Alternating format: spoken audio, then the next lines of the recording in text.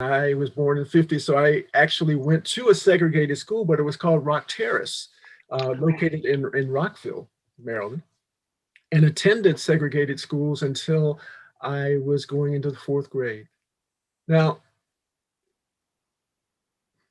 I didn't necessarily experience the segregated schools as a bad experience, okay? I didn't know any different. It was a place where the community came together. There was a great deal of support that we had for one another. We knew all of the Black folk who existed within Quince Orchard and Tobytown and Seneca. And so there was a sense of community that was there. However, the access to quality education wasn't necessarily there because what we were receiving were the hand-me-downs from the white schools. So in the film, you'll see where there's Mr. Willie Ridgely who talks about the books that he received, where pages were torn out and there were insults that were written in the books. So the quality of education was different. However, the teachers did not allow that to be an excuse because they wanted the students to be prepared for what was going to happen for them as they graduated from school. So they made certain that we were educated in a way that we were able to access opportunities that were limited because of segregation, but able to access those opportunities. When I made that transition, schools were segregated when I went into fifth grade. So fourth grade, I was in an all segregated school. Fifth grade, I went to two different schools. One was Darnestown Elementary, the other was Travilla. They were integrated. The difference was that the students that were coming on the bus, there were some white students and there were some Black students. The subject matter was different. The interactions, I did not have any negative interactions with the white students, but my cousin did, okay? And so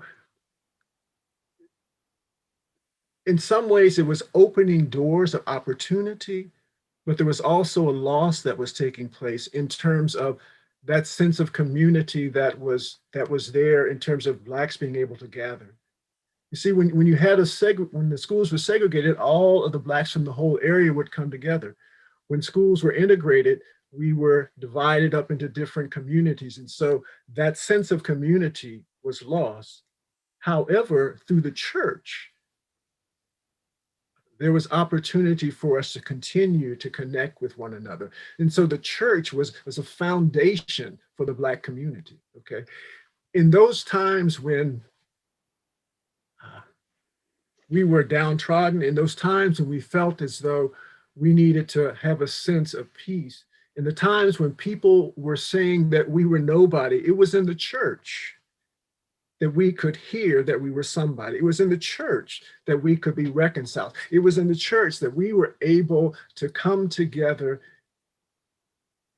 and have a sense of purpose, a sense that we could move forward as a people.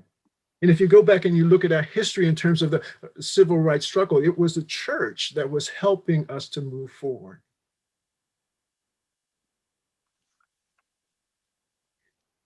Opportunity was made available to us in terms of the integration of schools, access to education.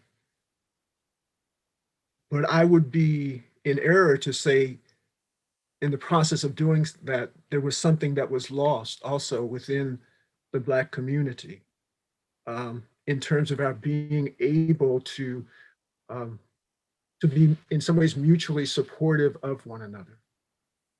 And so you weigh the benefits and the disadvantages. I would say that the benefits outweigh the disadvantages of that.